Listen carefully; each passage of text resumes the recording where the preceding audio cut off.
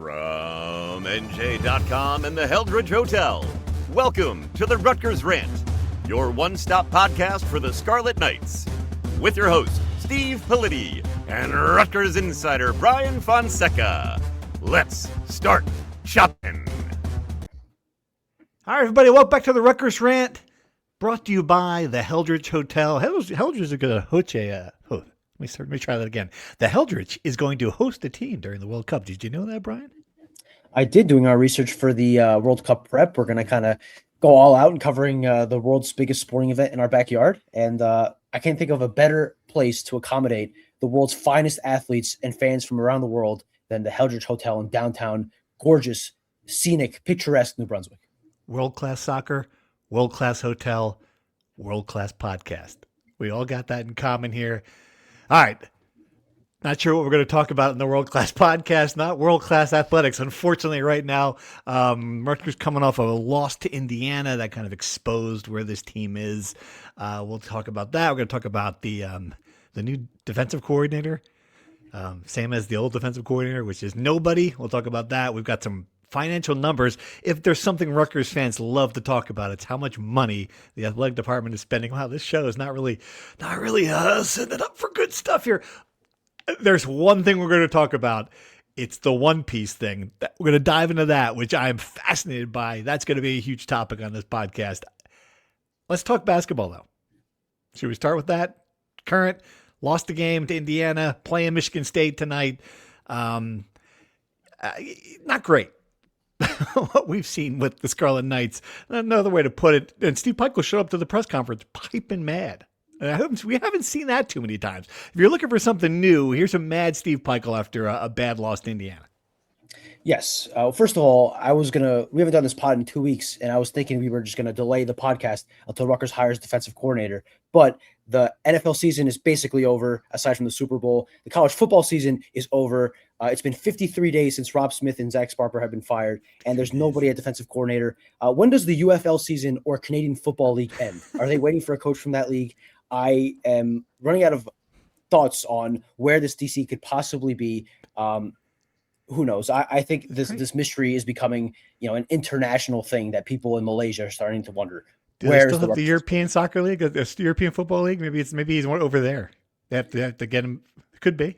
I mean, Aaron Cruikshank was the offensive MVP for the Madrid team earlier this year. Maybe they got good scouting from him out there. I don't know. I also don't know. But I do know that, yes, Steve Pikiell was fuming after the Indiana game. And I think it's because Rutgers violated one of his few non-negotiables, which is you got to just play hard as hell. And that's kind of the the basis of his defensive philosophy and what he thinks this team needs to do to compete. And I don't think he saw the effort he wanted. I will say, I think some of the result was the fact that Indiana is boom or bust. They take 50% of their shots from three. That's like 10th nationally. They're a team that if they hit their threes, they're going to bury you. If they don't hit their threes, you're going to beat them. And on Friday, they hit their threes. Now, Steve Pikiell will probably tell you that I would say 5 or 6 threes where they would go to the corner, set a simple screen, and a Rutgers player would barrel into the screen like a brick wall every single time, and it led to an open three. I will say it didn't look like they were playing as hard as the Oregon-Northwestern game. I don't know if it's the result of a long road trip to Wisconsin and Iowa. I don't know if it's the result of getting, beat down by those 2 games where, you play a good second half against Wisconsin, you play a good game against Iowa, and you come up with nothing. But I think it's clear that he was disappointed that they took a step back in that direction, and he'll never rip his team, right? He will never rip his team publicly. That's just not what he does. But he came as close as he possibly can when he's like, these guys were horrible in practice, which is the worst insult Steve Pikiell could ever say about his players. And when he was asked, what about the practice was so bad, he essentially said, ask these guys, because he didn't want to talk about it. So, when was the last time you saw him that upset, from what you remember? It's a good question. I can't remember like that. Yeah, it's been a little bit. It's been a minute. Yeah.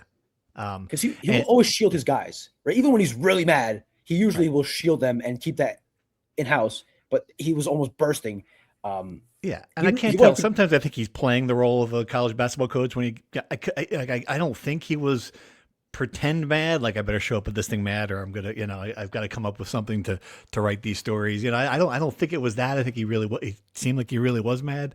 But then he doesn't answer the questions, which is the hard part about this. And this is, a recurring theme here when you sort of like, you try to kind of drill down on what's wrong. Why are you mad? And it's just, he can't, maybe because he can't answer the questions, because the obvious answer is, well, we're just not good enough. So it goes back to effort. So we pretend effort's the problem. Well, effort might have been the problem. Effort can be the problem. I watched it. I thought right going off the bat, Dylan Grant's out there. He just misses the assignment right away. First play, open three, bang. That's how this game started. And you're like, oh, but here we go. It could be one of these games. But for the most part, we're just looking at the same things. The same problems. You wrote about it this morning. I thought it was just kind of a very telling story and a question that Steve Peichel did not answer about the offense. You got this kid from NJIT. You got one guy who can score in Tariq Francis. He's taken 39.1% of your shots in league play. That's just not sustainable. Took 23 of 58 shots against Indiana. The only guy who scored. The one thing you can say, at least you get some good bench points because he comes off the bench. Oh, our bench scoring is great. You got one guy who can score in the entire team. He comes off the bench. 6 assists. This is another. The Bucs scored in this game. It just makes your head hurt. They had 6 assists against Indiana. Francis had 3 of them. And again, he's the only guy who can score on the team. What's that say about the offense? Holy cow.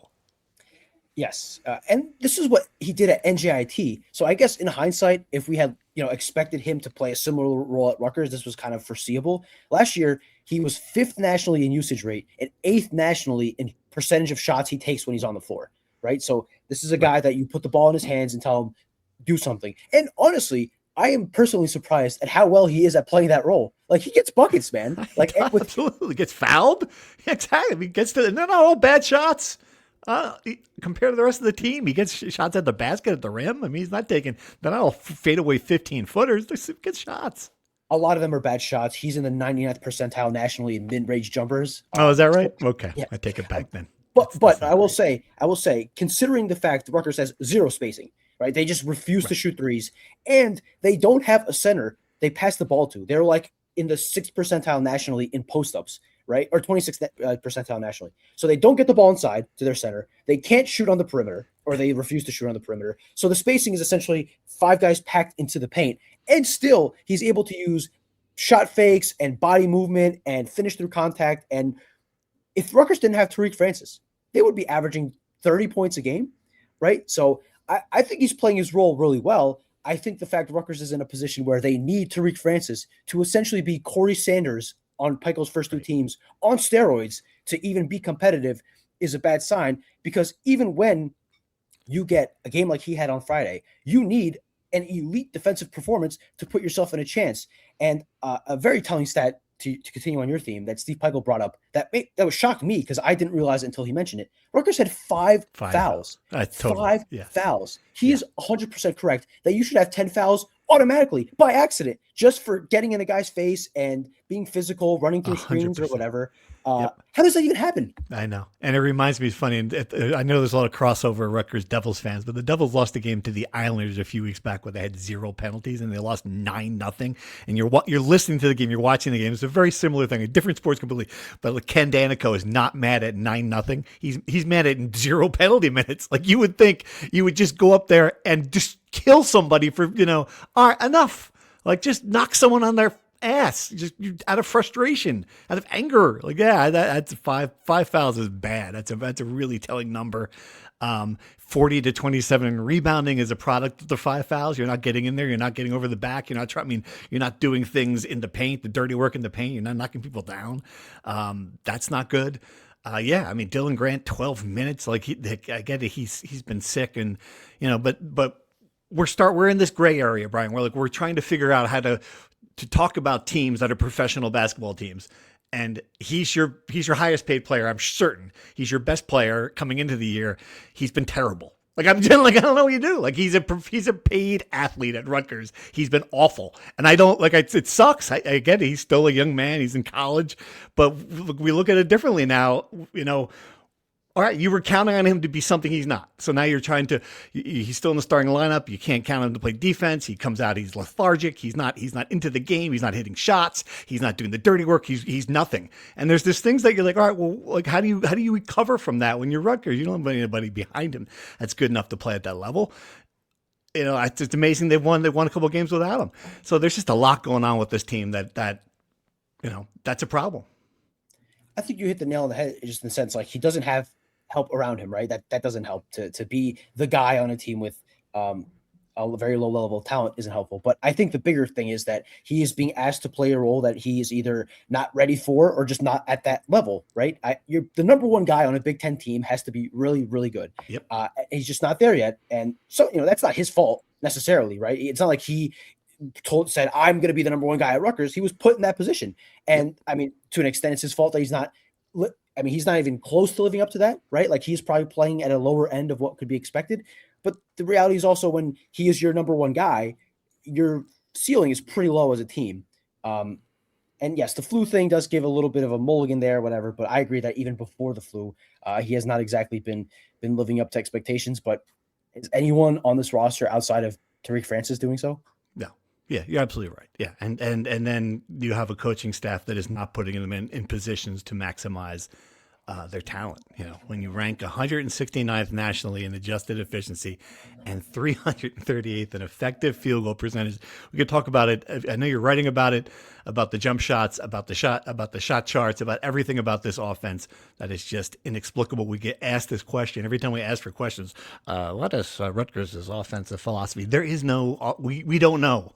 We watch the same games you do. We have no idea. Like we can't answer the question. And I like, you know, it's a big problem. It's one that we screamed about 2 years ago, last year in the off season, right? I mean, like we've talked about it on this podcast a million times. Like, well, they've got to get the offensive coach in here that can figure it out, who can run some new systems, need some new ideas. All right, didn't do it. Here we are. We're back to the same stuff.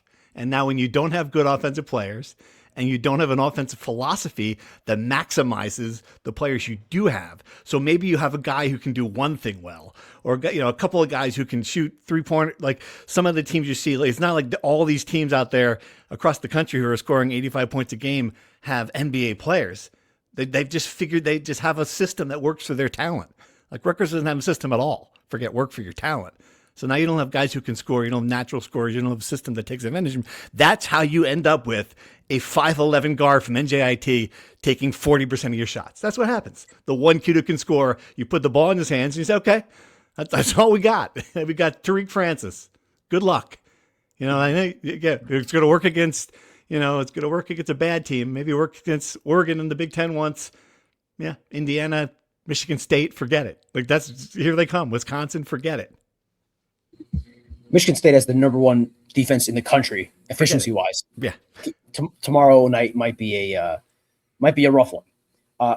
So if you look at it just this season, right? If you were someone who's watching Rutgers for the first time this season and you looked at this season in a vacuum, you could somewhat understand, again, because they have no center. It's not like they have a bad center. They have no center. The 5 position they play 4-on-5 offensively automatically. There's not one person who could play that position and give you anything offensively outside of the one-off putback, right?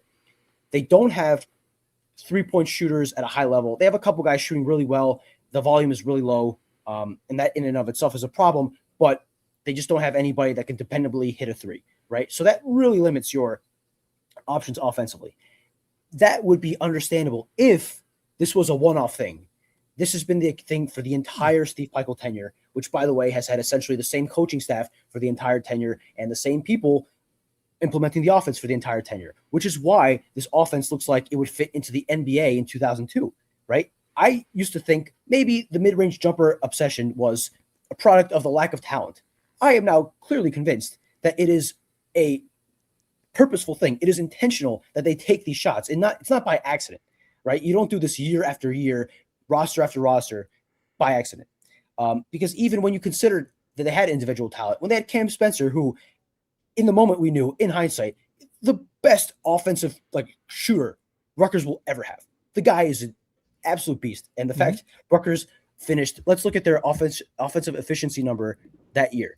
They were this was 22-23, they were 151st nationally in offensive efficiency with Cam Spencer on its roster.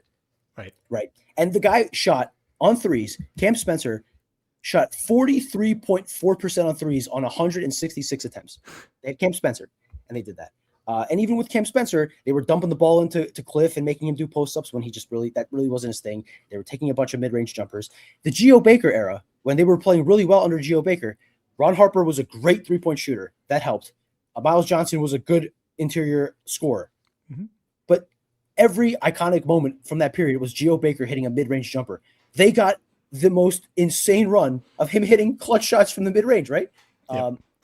Maybe that's because Geo is an above-average mid-range shooter. Maybe they got just an insane run. They just ran hot. But I guess the point is that when you play offense this way, when you take as many mid-range jumpers as you do, when you play isolation, where you give the ball to some guy and ask him to do something, when a lot of your offense is running horns or running a ball screen, having a guy go off the screen and take a shot in the mid-range so often, and you don't take enough threes, you limit the ceiling of your offense. And even when you have a top 10 defense, as Rutgers has had multiple times under Steve Peichel, you're not going to be an elite team because of your offensive ceiling. Just to wrap up this point, Rutgers had a top 10 offense 3 times under Steve Peichel. In 2023-24. Top 10 defense, you mean? Defense, sorry. A top 10 defense under Steve Peichel, adjusted efficiency. 2024, they finished 298th offense and didn't make the tournament. In 2022-23, they finished 151st offense and missed the tournament because they lost to Minnesota and collapsed without Mawot Mag. And then in 2019-20, their best team, they had a top 10 defense and they finished 72nd in offensive efficiency. Right. But that's so you had a very good defense to an elite defense and a bad offense. Now you've got a bad offense and a bad defense, essentially. That's what the change is. Yeah. Correct. So I want now just to finish this point. When you look ahead, right, you think, okay, in an ideal world, Rutgers, and from what we understand, will have more money NIL-wise to compete in the market this offseason, which you would think would get them much more offensive talent. Right? Offensive talent is what costs money in the portal. You think they'd have better players, and in theory, would have a better scoring offense. But talented players can only do so much. Is Rutgers going to be able to put these players in position to succeed and excel offensively? And I think the sample size we have in 10 years is probably not. Yeah. So I think along with getting better players, and we said this last offseason as well, and it didn't happen, you probably would like to get a guy in here who could look through a different lens offensively and maybe teach concepts from 2014. Right. Yeah. And what we've learned with the portal and getting players is you think you're going to get some great, you're not going to get you're not going to get the best players in the portal, which is not. Look what programs are playing. I mean, look what's happening. Look what's happening around.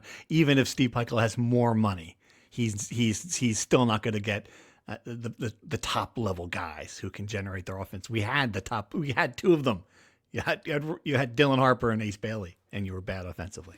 So, well, I think we're going to transition to football here soon, but just kind of a parallel, right? Like having more money in NIL compared to what you used to have doesn't mean you're going to be up with the big boys. It just means you're closer. But it's also worth considering the big boys are also getting more money, right? It's not like they're staying stagnant. So you're just keeping up with the Joneses and making slight gains. I will say though, to your point, they're not going to be getting the upper echelon players, right? That's just completely unrealistic. But they have to be getting better than the worst players. They got pretty close to the bottom as far as talent out of the portal. Actually, I mean, they got Tariq Francis, who's their best player. I have to say, they got their best player out of the portal, yeah. And Darren Buchanan. But is their second best player? I don't know. Right now he is. Sure, but they're the first and second best player on a team that's fighting not to finish last in the Big Ten. You understand? Right. Like they would probably be good pieces as. Like in next year's team, they'd be really good pieces as the 7th, 8th guy in the rotation, right? So my point is, right now they're closer to the bottom of the portal hall than they are even close to the middle. So ideally, you get more money, you get closer to the middle, and that makes somewhat of a difference. But again, as we go into football, more money doesn't mean you're going to start bringing in Ohio State and Alabama transfers. Mm-hmm. Good transition. Because Rutgers did get some more portal players. The portal is closed for the outgoing players. The incoming players, it's still wide open. Rutgers got a former 4-star cornerback who played at Maryland, Kevin Humes. think the Giants have learned about what happens when you get cornerback from Maryland. Deontay Banks did not go well, but all right, give him a guy who started in the Big Ten. At least we've seen some production in the Big Ten. He will probably be a starter here, I have to imagine. You would think. He's a slot corner. I think that would make sense if he replaces Cam Miller. I am a little weary of the numbers he put up at Maryland. Yeah. Let me just go through this real quick. I had this in my story. So he played 330 snaps last year. Most of them came in the first half. In the first 6 games, he played 292 snaps. In the last 5 games, he played 38. He had 15 tackles and 11 missed tackles. That's a 37.5% missed tackle rate. That's fifth nationally among 1,791 FBS defenders and first among 405 cornerbacks who played at least 330 snaps. Yeah. He did not record an interception. He gave up 23 catches on 29 targets. And he gave up a touchdown, which came against Rutgers. Those are some blaring red numbers. Rough numbers. There's 2 ways to look about it. The glass half empty is he had a really, really, really bad year for Maryland last year. The glass half full way to look at it is he was a former 4-star recruit for a reason, and Greg Schiano has a history of, making, good players in the defensive backfield. So it depends on how you want to look at it. But when I saw those numbers, I was very alarmed. Right. All right. And J. Dan Burnett, a defensive end transfer who played at Tulsa. Now, I loved his numbers. He had very productive sack numbers, but then you're going into the story a little bit. I did not love 6 foot 250 at that position in the Big Ten. I wonder, is that a product of, okay, here's another guy who they've gotten who was productive at a lower level, who gets in here, and it does not translate when you're playing Indiana, Penn State, bigger offensive lines. Is that what we're going to see with J. Dan Burnett? Certainly possible, right? And I think last year we learned a lesson on production at the lower level does not necessarily equate to production at the Big Ten level. You could hope maybe he's more of a speedy guy, right? Maybe he's smaller, but he's able to get around guys quicker. The Big Ten has big tackles that are very athletic, so I'm not quite sure how likely that is. But he had 6.5 sacks at Tulsa. I don't know. We'll wait and see. I have a hard time making these projections. Right. I kind of understand the vision, and they clearly needed another edge rusher. They have 2 now. They probably will get another, or at least try to get another, I should say. You can't have enough depth at that position, and they lost a lot of bodies there between Eric O'Neal, Bradley Weaver, Jordan Walker, Jordan Thompson, who was playing inside for most of the year, but he was an end. So we'll see. I think clearly, though, if we had expected them to get like a Big Ten pass rusher or a guy at this level to come to Rutgers, I think that was a little misguided. So, and I thought they would, but that was probably more on outsized expectations on my part than them failing to get one. But remember, we thought they would at least upgrade over Jordan Walker, right? Like that was the sense. Like if not, if you weren't going to get, a Bosa, you were going to get somebody who was, and Jordan Walker he played a lot of games, was productive. He wasn't, an elite pass rusher. A lot of times you're like, all right, he doesn't look like he's a Big Ten high level guy. He transferred, ended up at Georgia Tech. It's hard to keep track, hard to remember where everyone's going. So he ended up at a Power 4 school. You thought you would get someone better than that. Have they? It's possible, right? Again, I don't know the kid from Toledo, Malachi Davis. The names are Malachi Smith. I'm sorry, the names are all 12 transfers. They all get mixed in together. I apologize. I do know his first name is Malachi. They're high on him, and they think Jaden Burnett could, or Jaden Burnett. I'm not quite sure how to pronounce it. We'll learn these guys' names as we go along. Jaden sounds better than J-Dan. Yeah, I think Jaden is the right way. But we'll see. We thought Eric O'Neal and Bradley Weaver were going to come in and take over the Big Ten, and they didn't. These guys could do better. I don't know, but on paper, probably not. Right. But at least, you've got this great new hot defensive coordinator who can make it all work. And that's the other question we get. We get what's Rutgers? What is the offensive philosophy of the basketball team? Can't answer that one. The other one is, what is Rutgers going to get a defensive coordinator? We can't answer that one. And this one, like the offensive philosophy question, at least, I understand what happened there. The why is there a defensive coordinator to me is just, it's at this point it is officially inexplicable. I thought, like a lot of people did, that okay, must be on the must be someone who went deep into the playoffs. That has to be the explanation. There's a rumor about a guy at Indiana, the safeties coach, Ola Adams, that was out there. We can say it was out there. I have no reporting on it to confirm that he was a candidate, but it was certainly out there. It made a lot of sense. You're like, okay, he's a guy who coached to Villanova. He's got a reputation coming off that staff. If you told me he was the guy and you're waiting for him, I'd be like, okay, all right, that's good. Well, we are now a week past that game, and there's no sign that's happening.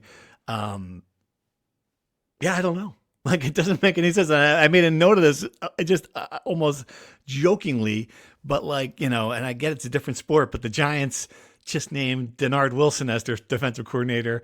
So the Giants spend another month to finish their season, completely changed their entire organizational philosophy to hire John Harbaugh, one of the messiest, huge negotiation to bring in this big fish guy to come in here and rebuild the staff. They've already done all that in 3 weeks, 2 weeks, 53 days to find a defensive coordinator. And I just don't understand. Again, I understand Greg, this is his thing. He's a defensive guy, but there's a certain point where you're CEO of a college program, interview the 5 best guys you can interview, trust one of them to build a defense, right? I don't get it.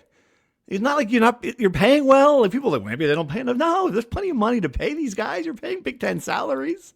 None of it makes sense. Make it make sense. I can't. There's about a 5% chance, I think, because I don't want to discredit it completely, that there's just a home run in the works.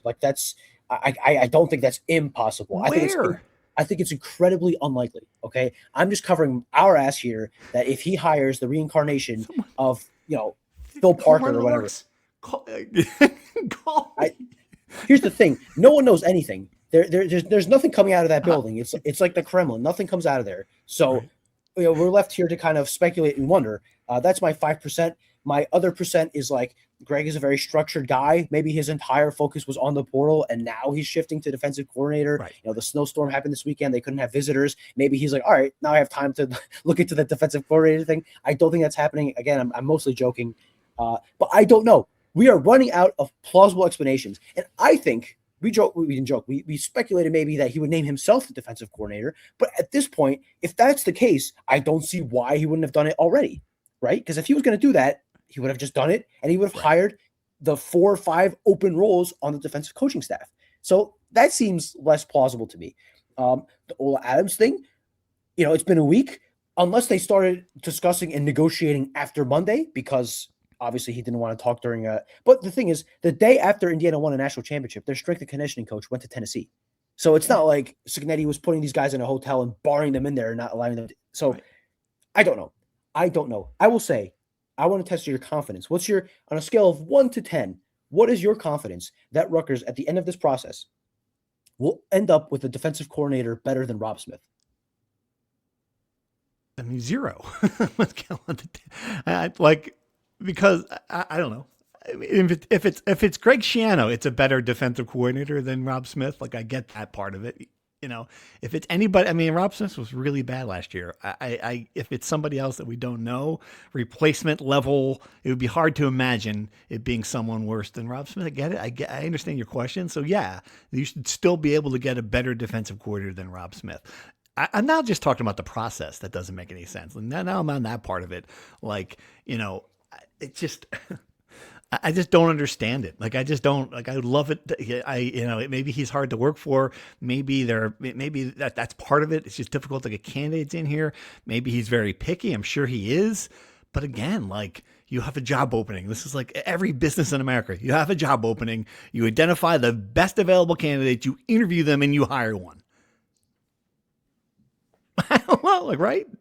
I do think it's hard to sell in multiple ways. One, you mentioned there is the reputation out there that Greg is hard to work for, and I think it's certainly true to an extent, but whether it is or not, it's out there. The perception is out there, so that certainly hurts.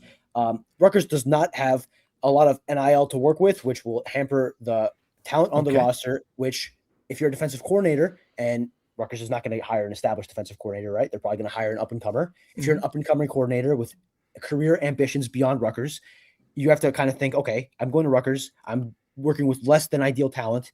Am I talented enough to, produce with these guys and not tank my career? All of this to say, even all that in consider, Rutgers is the only place in the country that takes 2 months to hire a coordinator.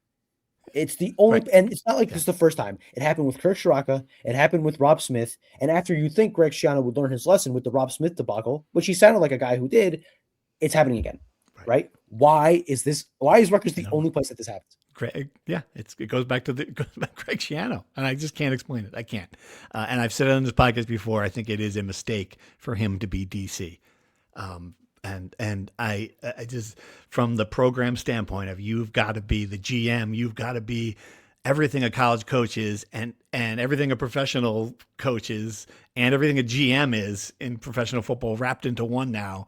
You can't be sitting there trying to figure out Wisconsin's running game on a Sunday night. It just doesn't make any sense. And I think that's where we're headed until evidence to the contrary, to your 5%, that suddenly next week we'll be like, oh, we were wrong and they got us again. Like, oh, it kept that a secret. Stuff like that. Like if there's medals for making the two of us look like idiots, and they're going to paste one on our foreheads in a couple of weeks, I guess, okay. But until then, it's just very weird. I think the best case scenario is that he's the defensive coordinator. Right now, that's the best case scenario? I think so. I think he would make a good defensive coordinator. I think he proved that. I mean, maybe it's been 20 years ago, but at the peak of the program, he was the defensive coordinator. Obviously, completely different worlds in college sports. I understand that. I totally understand that. But, I mean, he has an athletic director that's taking care of some of the CEO stuff.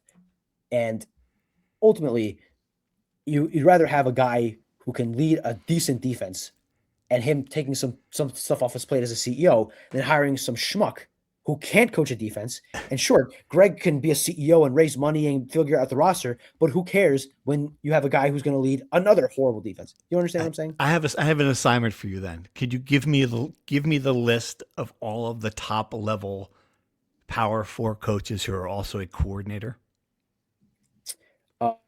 Offensively, I think Ryan Day called the plays for them last year. Okay. So did he call the plays, or he was not the offensive coordinator? He just called the plays on game day.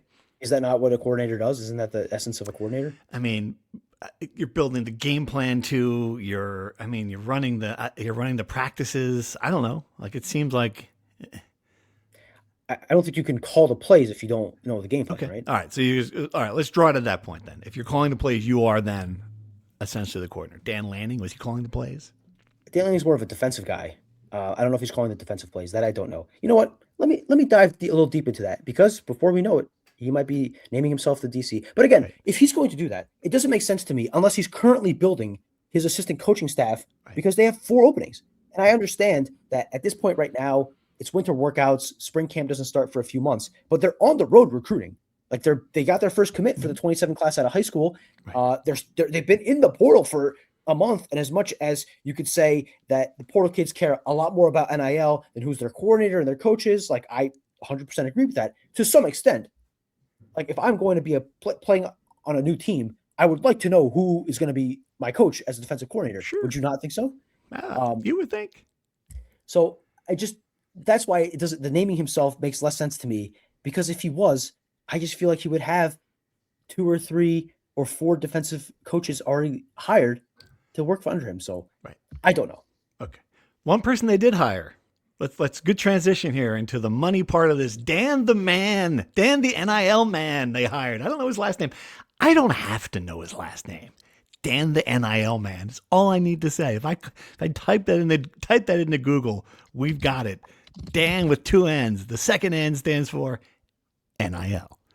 A big hire. We joke about it because that's just, obviously when that comes across and that's in your Twitter bio and that's in your name, it's funny. It's a big hire though. This is obviously they need to bring in people who can raise the money, the corporate dollars, to build the NIL infrastructure. Kelly Zinn started it. It's going pretty well by all accounts. Can you tell us about Dan the man? Dan Kabbalah is his last name, to give him his due. I will say, you tell me your impression. When you have a guy who self-names himself the NIL man, he's setting himself up for lofty expectations. Absolutely. And when you're a self-nicknamer, in my very small life experience, it's the extremes. You either will live up to them to a significant degree, or your nickname becomes kind of the butt of the joke because you are anything but the NIL man. So I think Dan puts a little pressure on himself by naming himself the NIL man. You know, it'd be like me naming myself Brian the Pulitzer Prize winner Fonseca. I'd have to win a Pulitzer every year, or else I would be looking like a schmuck. So Pulitzer Politi, at least that's alliterative. that one's a lot better. There's no real prize winner with an F or a B. So I'm thinking on my feet. I'm not a great improv guy, but yeah, look, he's in a big role, right? He's leading the RNIL program, which is going to play a big part in Rutgers bringing in money, corporate dollars, and building up their war chest in NIL. His experience was at Penn State football. Like he was mostly in the football program. Now he'll be more of a department-wide person. Obviously, football will take up a large chunk of that, but there's more responsibilities. I do wonder, he was not retained by the Penn State staff. Obviously, James Franklin went to Virginia Tech, and Matt Campbell took his spot. I don't know what the mechanics of that were. Did he want to, venture and find a new place? Did James Franklin try to get him to go there, and he said no? Did he just land at Rutgers because it was, neither of the other two were options? I don't know how much that matters, but I am curious about that.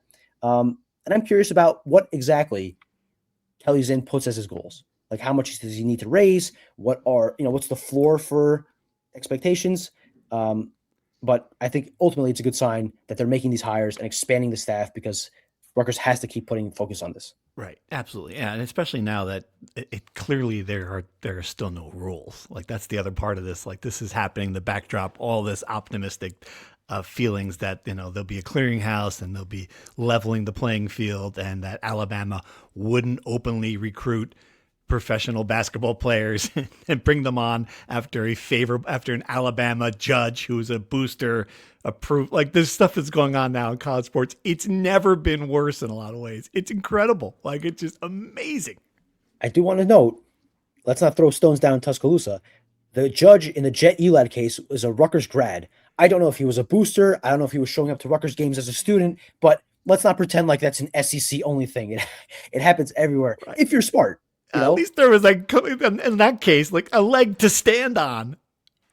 I mean, there's like 3 rules that matter. Like, it's just, you thought, but no, that's dead too. Like, all right, you can't sign a professional contract. It's just, oh no, you certainly can. Here he comes. I mean, that's like against the entire spirit of I get it. Like, that's all dead. It's all dead. It's gone. It's buried. It's over.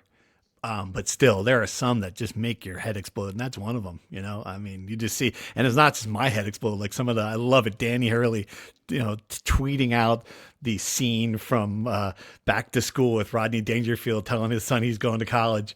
It's just so beautiful. I mean, this is a response from some of these guys, like, who understand, and it's not like they're complaining about, big money. Is not, they get it. They understand what's happening to the sport, but this one is just crazy, and it's going to impact everything. Lean into it and take part in it. Right. If you're complaining about Alabama doing this, and you're not thinking through your roster of, all right, who graduated from this place 3 years ago that I can add to this roster, make my team better, you're not playing the game. Which, let's have a fun little exercise here. 2 sports, 2 questions. So let's start with basketball. So Bediako played at Alabama in 2023, and now he's back in 2026. If you could go back to that reasonable same time frame with Steve Pikiell's Rutgers basketball teams, and you could bring back one guy, is there a guy? And we're not going to play the eligibility game, whatever. Let's just have this open-ended. Who would you bring back? So what team again am I bringing back a guy from? Let's say any team since 2022. Okay. Yeah. I mean, things didn't work out with the Spurs. I'd bring back Dylan. If you could pay, this is good. Now, I wonder what Ron is making. What is Ron making as sort of a 2-way player for the Celtics? Probably not that much. Let's see if I can find it. You could pay him. If you could pay Ron Harper, he had a year left. Pay him $2 million, right? Bring him on back. He did play in the NBA. He actually played first quarter minutes for the Celtics the other day.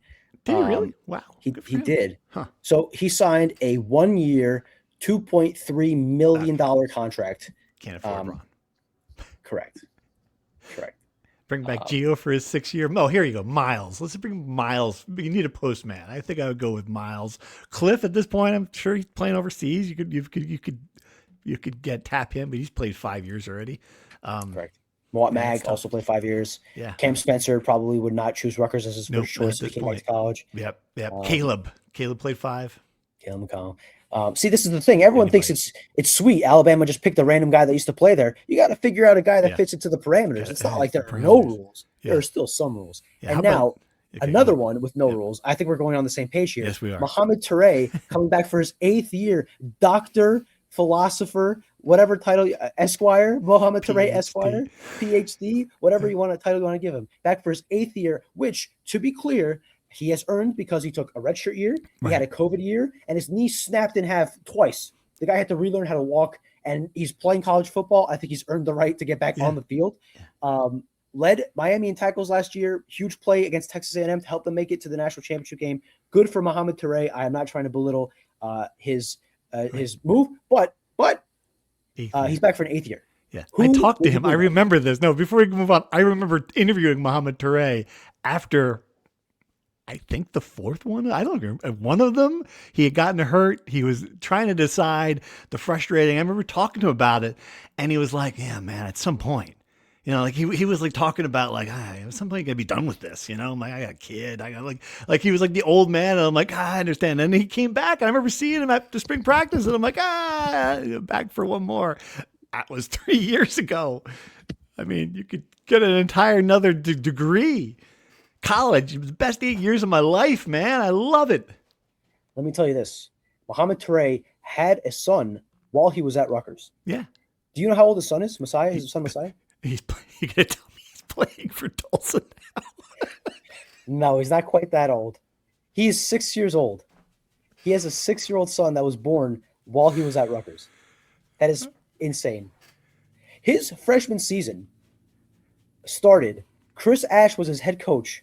Greg Schiano had just left the Patriots. Right. Pat Hobbs was still the AD at Rutgers. I mean, just crazy stuff. I love it. But that was one of the questions people sent us. If you could grab a former Rutgers player for his 8th season of college, who would you bring back? Yeah, I mean, Anthony Davis. I'd bring back. Yeah, bring back someone like that at this point.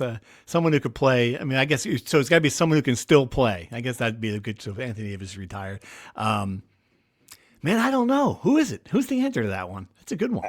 Ethan Kaliakmanis. Yeah, that. Yeah, absolutely. There was some talk. He's a reasonable one. He's only played 4 years, and at this point now, if you're going to allow people to play a 5th year, at a certain point, it's going to be to the point where everyone can play a 5th year. Like that rule is going to change.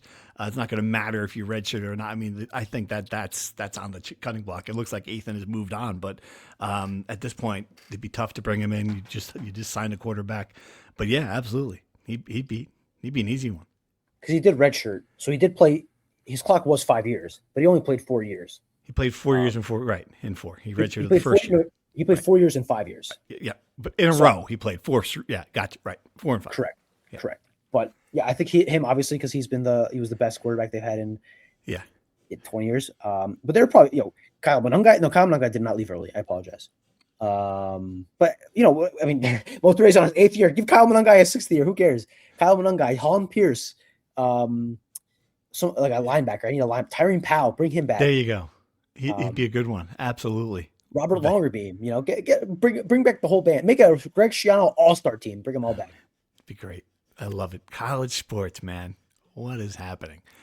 All right, let's take some questions. As we mentioned, everyone asked the same question about the defensive coordinator. We could not answer it. Everyone asked the same question about the Rutgers offense. Basketball-wise, we can answer. Here's a question that I also can't answer, but you can, young person. This is an important question from Hot Topics Cool Nostalgia on the Twitter. What is the deal with these one-piece cards? Why was Rutgers picked? Hey, us longtime season ticket holders deserve this. It was like a giveaway, except they were giving away $100 bills at the door. I got to tell you, I knew nothing about this. Zero. And then JP's on the Discord talking about it and talking about like someone offering him hundreds of dollars for this card, turning it down and putting it on eBay and getting even more money for it. And the exchange between JP and I, on, if I should put it up on the screen, it was me going, WTF question mark, him replying like, I know, WTF exclamation point, like, no, really, what is it? And him going, I have no idea. We just went back and forth. I just know I made a lot of money off it. Can you explain this to me? Old person? Yes, I can. I was trying to pull up the screenshot. Here it is. Should be it. If you listen to it, it says a literal FTF. I still have no FTF what it is. And JP goes, neither do I, but my ass is getting paid. There's the quote. There's the quote of the year. I love it. So One Piece is, I think, the longest running anime of all time. It started in 1997. It has 1,100 episodes in Japan. And you don't make 1,100 episodes because your show is not beloved by people, right? It's a TV show. It's an anime. It's an animated TV show in Japanese style, right? It's a Japanese animated TV show. Pokemon, I'm sure people have heard of. Yu-Gi-Oh, Dragon Ball Z, the greatest anime of all time. People, Attack on Titan. There's a lot of these. Yes, Dragon Ball Z, of course. Of course, Dragon Ball Z, Dragon Ball GT, all the whole franchise. Mm-hmm. Anyway. So One Piece, the company that I don't know the company's name off the top of my head, but they're doing a promotional thing throughout colleges. Rutgers is one of the teams. Houston, Gonzaga had one over the weekend, which I'll get into in a little bit. Illinois and St. John's. So they're doing various match days at these places. Yeah. Some of them have halftime shows. Rutgers had a halftime show, which frankly you could watch on our YouTube page if you'd like. Was a bit disappointing. And at all of them, they're giving away cards, trading cards. And on Friday's game, they gave away a T-shirt. I don't think they're giving away a T-shirt again, but they're giving away a card at the Rutgers Michigan State game and the Rutgers Nebraska game. What I will say to any fan that goes into that building and does not know what's happening, and I heard some tragic stories, get the card, do not open it, take it home, and find someone who could sell it for you on eBay for hundreds of dollars. Every fan with a ticket gets in there, gets a card. There were people on Friday, and we'll write about this later in the week to kind of get some context here, but these cards are going for $500 a pop because the trading card industry in and of itself is a valuable thing. People try to make it as a speculative market. You buy that for $500, hoping that in 10 years it's worth $5,000. And obviously there's some collectors who, want the item and they'll pay premium to have it or whatever. You can only get this at the Rutgers game or at the Gonzaga game or whatever, right? So it creates a limited supply of a highly valuable item to certain people that some people think can make a lot of money, a la, crypto or whatever. So that's why it's valuable. There were people that knew this ahead of time, that were smart enough to do this. That's why there was a line 300 people deep outside the rack 2 hours before it opened on freezing cold temperatures. And then inside there were scalpers with wads of cash handing out to anyone who would give them the card. $20, $50, $100, $200, $300. I will pay you whatever it takes to get the card because I will post it on eBay. And there were people doing so within an hour. Within an hour of getting the card in their hand, they were selling it on eBay for $600, $700. Within an hour. At Gonzaga, I can't verify this, but there was a post on Instagram of someone in Gonzaga who had a carton box. They went to the game with a wad of cash, and they paid out people whatever it took, a carton box of cards that they estimate is worth $150,000. Your head looks like it's about to explode. Because and work with me here. So they're doing this again before the Michigan State game. So presumably there is like someplace at Rutgers right now a box with these cards in them, right? Like there's got to be they've got right. So somebody has to hand them out. Someone who's probably making 40 grand, 50 grand, 60 grand, state university with benefit, whatever. It's a box that has, if they're $500 a pop, is more than they make in a year, right? In this box. Like if they stole that box and sell them, I guess they'd go to prison. That's the only problem with this idea that I have here. But is this what they need to solve the NIL problem right here? Can Kelly Zinn find a way to make One Piece the official NIL sponsor of Rutgers Athletics? Can you imagine? I'm on to something. I haven't fleshed it out yet, but there's an idea here. Maybe. Also, along with it being illegal and probably going to jail, there's also the ethical and moral thing, right? Like Oh, stop it. Ethical and moral. Listen to you. I could probably get in there grief. early and grab a card, but are my ethics worth $500, $600? Maybe. I'm not putting it past myself to, but I'll tell you, that's my the question ethics I can ask go myself. for much less than that these days. Speak for yourself, pal. Ethics. I know that some of this stuff doesn't make sense, particularly to older Some fans. of this stuff doesn't make sense. None of it makes sense. Zero. I still don't know what's in it. If I were dumb enough to open the envelope, what would be in? It's just a card with the character on it. It's just a card, correct? Oh my god! But don't open it because then it loses its value. If it's in the case, then you know it's been untouched and it's the thing. If you open it, then who knows? It could be damaged, whatever. This is the dream thing. of it. Right. I don't know how closely you followed the NFT craze of like 2020 to 2022. I think you do know how closely I followed it. I did not follow it. People were selling JPEGs of pixelated monkeys for hundreds of thousands of dollars, right? Thinking that in years from now, it'll be worth $1 million. There was someone who spent, I think, $250,000 on a JPEG image of the first tweet ever sent, right? Because they thought this will be worth a lot of money down the line, right? It's like people thought they could buy Bitcoin at 100,000 and soon enough it'll be worth 200,000. And that photo of a tweet that was worth $250,000 3 years ago is worth $1,000 today, right? So my point is, people spend a lot of money on stupid shit. We are in an economy where people are gambling, where people are trying to make money quick by investing and hoping that stuff grows. No one's putting their money in a safe index fund or in a Roth IRA or their 401k. We want quick gains, baby. We want Nvidia. We want sell cards for 500 times the value. Yeah. And look, the guy who made $150,000, if he's able to sell that, good for him. Good for him. But I guess what I would say to wrap this up, if you're a Rutgers fan and you go to this game and they give you a card, put it in your pocket, tell any scalper in the area. I have a feeling that Rutgers will clamp down on the scalpers because they were already aware of it on Friday. They weren't fully prepared for the madness, but I think they'll be more prepared. If a scalper comes to you with a wad of cash and says, I will give you $200 for this card, you tell him to take his $200 bills and shove them because that card is worth a lot more. You take it, put it in your pocket, you go to your seat, you sit down, you enjoy the game, you go home, and you pay for your entire season's worth of season tickets by selling that card on eBay. So much about this just doesn't make any sense to me, as I've told you. The last anime, you know what the last anime show I watched, by the way? Ever watch Speed Racer as a kid? Here comes Speed Racer. Da, da, da, da. Okay, go on YouTube. Go watch a little Speed Racer. That's some good stuff. If they were selling it, they had like Speed Racer cards out there in front of the rack. I'd be one of the 3 people in line. Ethics damned. That could sell for $500. This is my last attempt to explain this to you. Baseball cards from 50 years ago are selling for a lot of money, right? I understand that, but it's 50 years ago. Someone put it in the closet. They didn't know it was worth $500. If they knew it was worth $500 at the time, right? They didn't understand that. Correct. But now we do understand it, right? But is this card going to be worth $50,000? Like, why would you sell it? Is the one piece card going to be worth like $100,000 in 20 years? It's going to be worthless.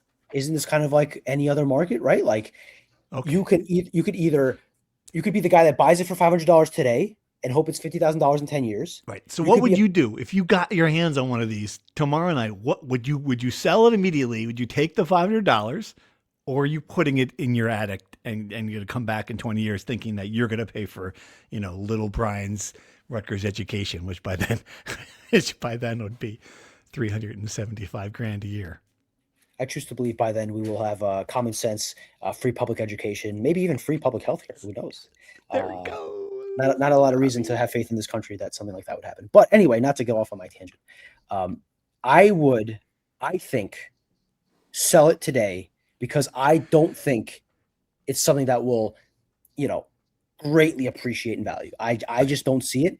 But I'm also someone who never invested in Bitcoin, missed the Nvidia thing. I'm not exactly, Warren Buffett over here in investments. You don't think there'll be enough money for little Bernie Jr. to get to Moscow University in a couple of years, is what you're trying to tell me. This stuff is common sense in almost every country on earth. But anyway, I love speaking of money, speaking of money, I know we're running close on time here, but there are important things to talk about because the financial report for the fiscal year 2025, so the 2024-25 season is out. Keith Sargent, NJ Advanced Media, the consummate professional, the guy who's on top of this all the time, got the report, and we published our first of many stories this morning at 10:30. Let me read the numbers to you quickly. I should have had them up, but now my back end is down. And to be clear, these are numbers that I think you were aware of tangentially. I know you read a little bit, but I'm throwing some numbers for you to react live. Okay. So let's start like big picture. Right. As a department, Rutgers spent a record $193.8 million on athletics last year. Okay. That is where's the 8.7% increase from last year, which was 64.4 million. Or sorry, that's football, which was right. Last year was 178 million. This year is 193 million. Okay. Not surprised. This does not include include the direct payment to athletes yet. So we're not. Correct. Yeah. On the football side, Rutgers again spent a record amount on the football program. They spent, and this is for the 2024 season, they spent $76.1 million. That is an 18.1% increase from the 2023 season, which was $64.4 million. Mm-hmm. This is the fourth consecutive year they have record spending on football. It's more than double what they spent on Greg's first year, which was $33 million. That's an increase of 56.5%. The money they spent on football was 39.3% of the athletics budget. The increase is partly Greg Schiano's salary went up by 50%. He made $4 million in 2023. With the contract extension, he made $6 million in 2024. And they bumped up the support staff. Rutgers led the Big Ten by a huge margin in support staff salaries. It was at $11 million in 2023. And this year, it was at $14 million in support staff. Wow. So an increase of $3 million. Yeah. I'd love to know. I'd love to see that line item on that one. That number does surprise me. There's two things about this. There's my off the top of my head reaction to this, and the first one is that that number, that 78 million number, is why it is hard when Greg Schiano comes out and talks about, this was almost a miracle. I understand, like the salaries for players. I get it. These are different pools of money. However, this is not the little engine that could underfunded program that it was early in his tenure where he didn't have resources. They've got scads of resources. They're spending as much as Nebraska, right? As Ohio State, almost as much. That I don't know for certain. We'll get all the financial reports for this year. And then I do plan on doing a big picture comparing Rutgers to the rest of the Big Ten over the past 10 years since they've been in the Big Ten soon. I do think it's fair to say Rutgers is not lagging behind significantly as far as football budget than the rest of the Big Ten. No doubt about that. The other observation, and this is from reading, Sarge talked to Kelly Zinn at length about this. And remember, this is not her doing. Like, she's responding to something like we are. I mean, she was not involved in this, but now seeing her reaction to it, her first reaction is the reaction every athletic director in Rutgers history, everyone around Rutgers has had for years, is we don't have an expense problem, we have a revenue problem.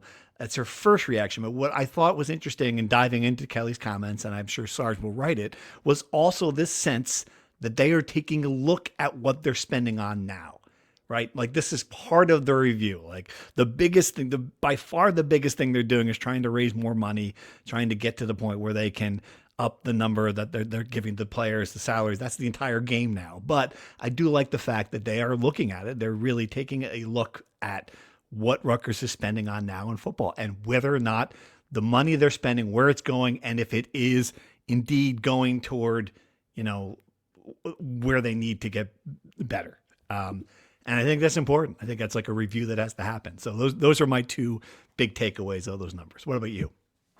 I agree with Kelly in the sense that this is not necessarily a spending problem. It's a revenue problem, because it's not like they're spending outlandishly compared to their peers. They're just not making anywhere near the same amount of money as their peers. They're lagging behind in premium seating money revenue that they get in. Ticket sales Right. stagnated. Just to clarify on that, though, they're spending a lot more than a lot of their same level peers, like the Minnesotas. Like I've seen, like you look at those numbers, they're spending a lot more than peers on their level.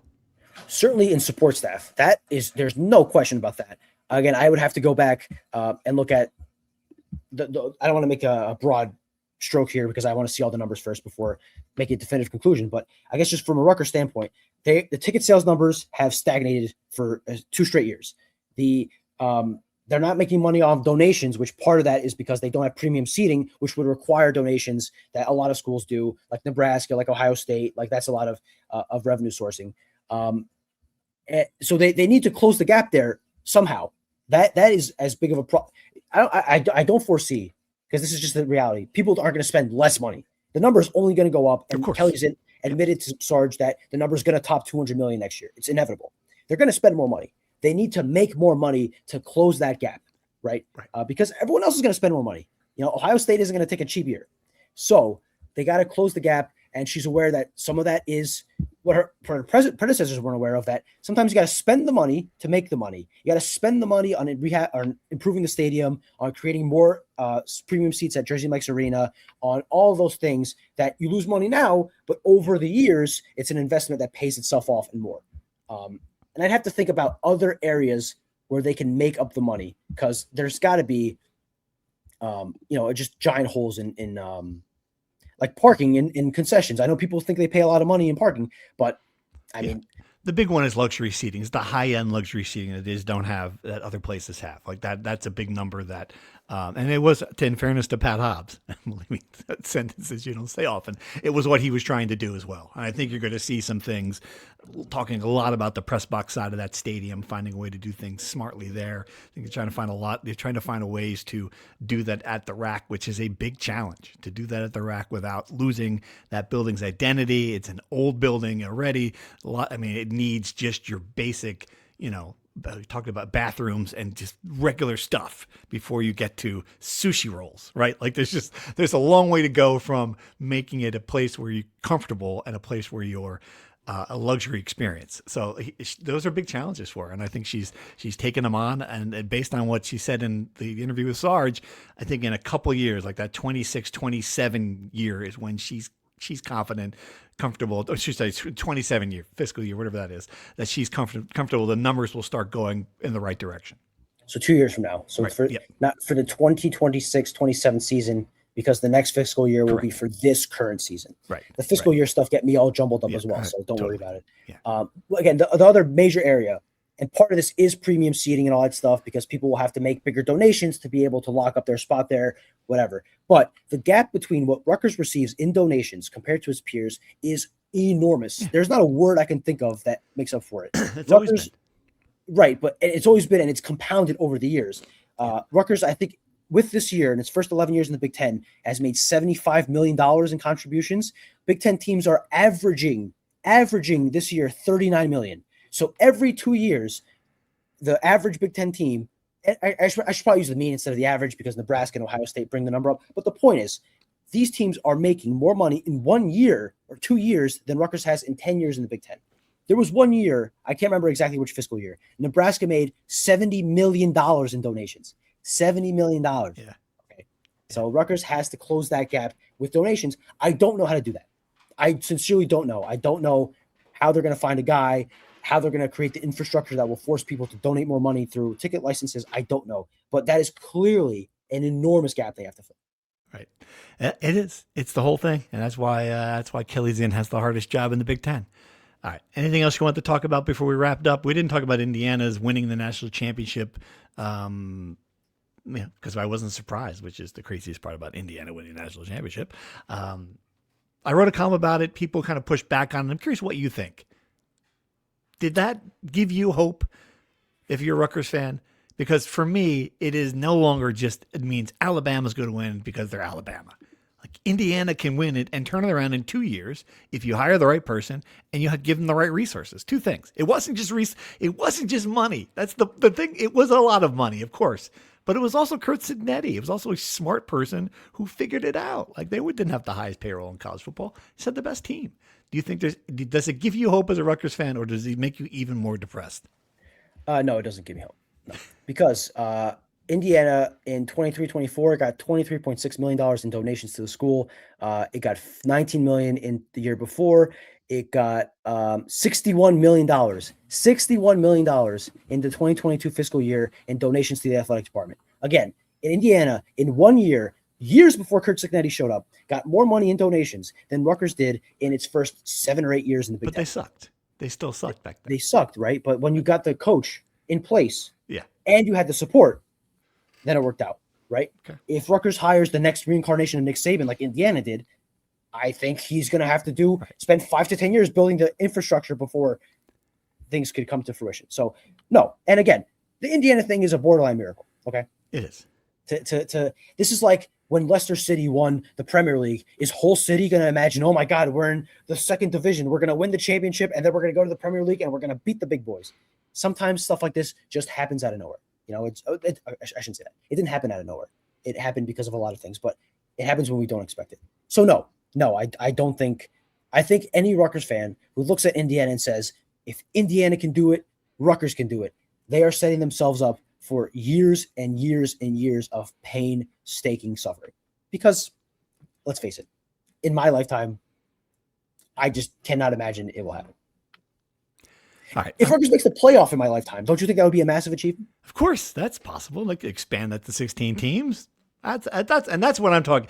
More than winning the national championship, I'm talking about that part of it, like being able to get the program to a point where you're good enough to make the playoff. Like, let's take Indiana light, right? Let's forget going 16-0. Let's talk about like getting to the point where you're, all right, well, you get the right coach, get the right resources, get the right schedule, get a good team that you can at least get to the point where you're in the playoff. I really do think that Indiana proves that is possible for a lot of places that when it wasn't. I have one more thing, but before that, if the Big Ten gets its wish, it makes a 2014 playoff, before making a 48-team playoff, before making a 128-team playoff, maybe at that point. But if that ever happens, and I'm only half joking, I do think that would water down, right, like the achievement, right? It's I guess what you're saying is you want Kurt Cignetti year one, where they won a lot of games, made it to the playoff, and lost. Right. The last thing I want to say on the fiscal stuff, we got some numbers now on how much Dylan Harper and Ace Bailey, their value was to the program. And I think the line item that sticks out to me, Rutgers got $5.6 million in ticket sales. That is their most in the Big Ten by far. It is an increase of $1.2 million from the year before. It is a 27.4% increase from the year before. Wow. And the year before, despite the fact the team stunk, was the highest in the Big Ten to that point as well. So they made a lot of money off of Dylan Harper and Ace. I should say they made an increased amount of money off Dylan Harper and Ace Bailey. The parking number was also increased. I know people are interested about that. They made $819,000 off of parking, concessions, and novelty, which is like game programs and stuff like that, which is an increase of $150,000 from the year before. There you go. So the $30 you were pumping into the parking, it ended up making the department a little bit of dough. That's gonna be even more. But at least now they're handing you $100 bills when you go into the building. So let's close on that note, folks. Going to the Michigan State game tomorrow night. Whatever you do, get the One Piece card. Do not open it. Do not sell it. Take it home and give it to me. All right. On that note, we'll wrap it up. We'll be back next week to talk about all this again. Until then, thanks for listening. Enjoy the snow. Thank you for listening to the Rutgers Rant, sponsored by the Heldridge Hotel. Head to nj.com/Rutgers for more Scarlet Knight content.